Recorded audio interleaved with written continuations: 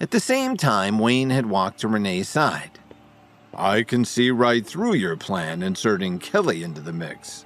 What kind of hatred do you have for Kevin?" Director Silver slowly turned her head when she heard this.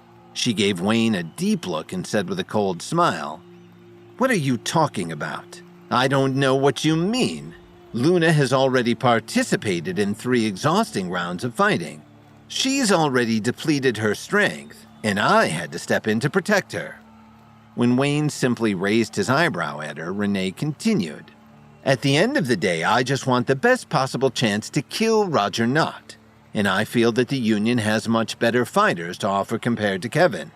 Besides, he's just new to all of this, so I don't trust him one bit to get the job done.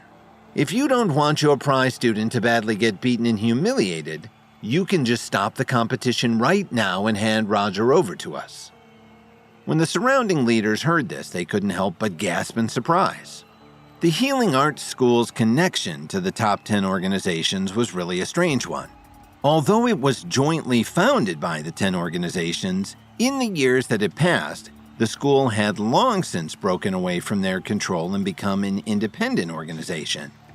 Unlike the other organizations, where students would go on to take bigger roles internally once they had graduated, students who graduated from the Healing Arts School would usually move on to join any of the top 10 organizations, typically as herbalist professors or martial arts instructors to their students.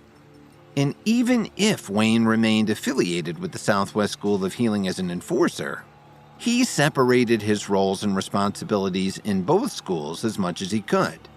Still, leaders from the other organizations were afraid of the Southwest School of Healing for that very reason.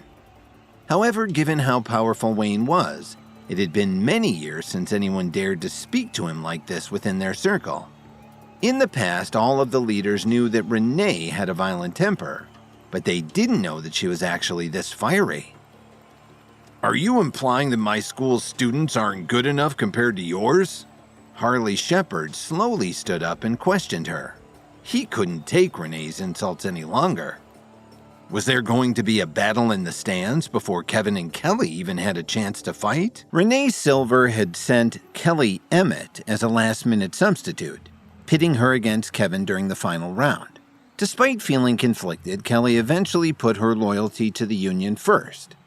When Kevin refused her plea to forfeit, they had no choice but to accept their upcoming battle. When Wayne Ford questioned Renee's motives against Kevin, she claimed that the Union had much better candidates to kill Roger Knott, urging Wayne to just hand him over to her. Not being able to take Renee's insults to the Healing Arts School any longer, Harley Shepard stepped in to defend his students. The atmosphere on the big platform suddenly became quite tense as Harley walked towards Renee, who was standing next to Wayne. Were they trying to put pressure on the Union? "Wayne, Harley, what's the meaning of this?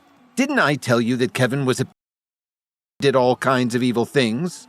Are you too blinded by the talent that he's shown today? We have to get rid of him for the greater good," Renee insisted.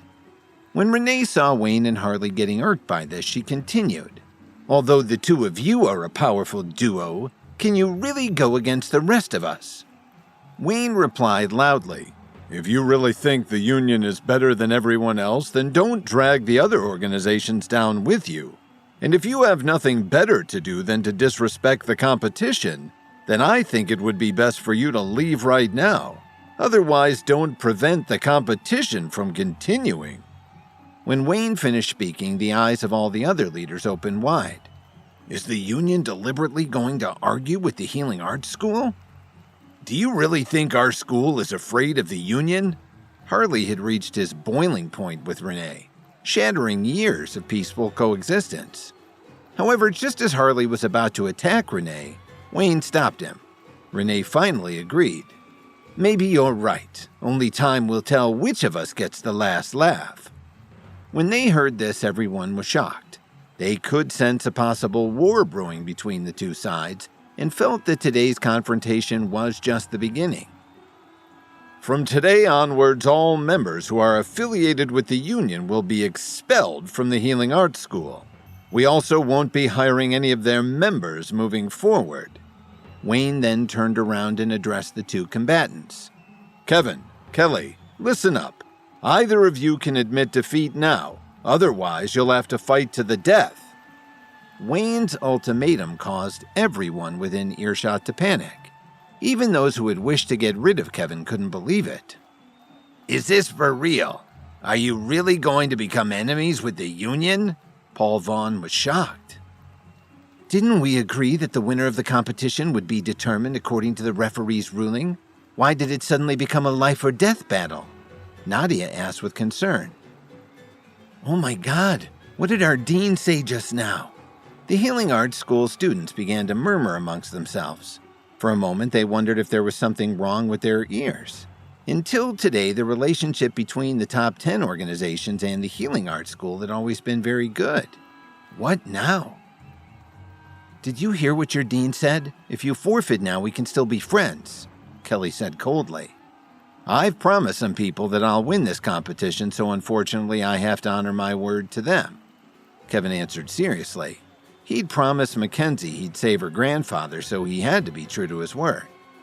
All of a sudden, Kelly rushed towards Kevin. When she arrived in front of him, she waved her sword and attacked. With a loud clang, the sharp sword brushed against his body, generating a burst of intense sparks. Lily and Dalton, who were concerned about Kevin, immediately stood up from their seats to check on him. Thankfully, Kevin had been wearing his body armor, and when they saw that he wasn't injured, they both heaved a sigh of relief. I just noticed that Kevin is wearing some sort of powerful body armor. A greedy look flashed across Paul's eyes. I'm curious as to what type of material it's made of. You should be careful of what you say, Paul. Didn't you see what happened to the Union? Do you want to end up banished like them? Jeffrey Bowie nudged him and tried to warn him. Then they both looked at Renee. She was watching the fight with her fists clenched. Her face was filled with anger. This wasn't how she'd envisioned things turning out when the competition started. Her relationship with the Healing Arts School had suddenly become damaged, and now that the entire Union had been banished, she felt that she'd let her entire organization down. In her mind, this was all Kevin's fault. Kelly must kill Kevin at all costs. Only when that dies will the Union's losses be minimized, Renee thought to herself. When nobody was looking, she casually threw something towards the arena. Back at the brown area, Kevin was continuously dodging each strike from Kelly's sword. Up until then, he was hesitant about fighting her. Did one of them really have to die? But just as Kevin was about to make a move, he got stung in the face and neck multiple times. Thinking that a swarm of bees had just randomly flown by, he quickly brushed them off. However, as he winced from the pain, he could also feel a strong force pulling him. A second later, he found himself involuntarily moving towards the sharp blade of Kelly's sword. Please subscribe to the Pocket FM YouTube channel and press the bell icon for instant notification. Check out our channel for more such exciting shows.